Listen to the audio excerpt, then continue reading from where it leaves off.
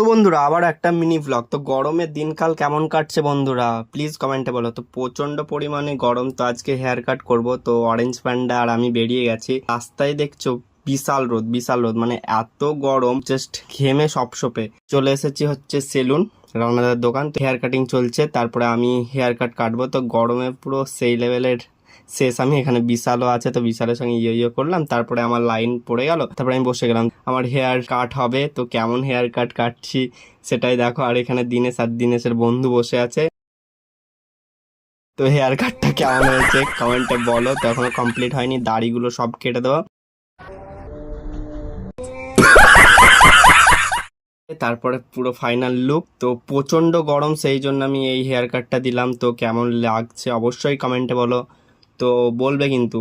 তো পরবর্তী ব্লগে আবার তোমাদের সঙ্গে দেখা হচ্ছে। আপাতত সুস্থ থাকো, ভালো থাকো, টাটা। আর কমেন্ট করবেই।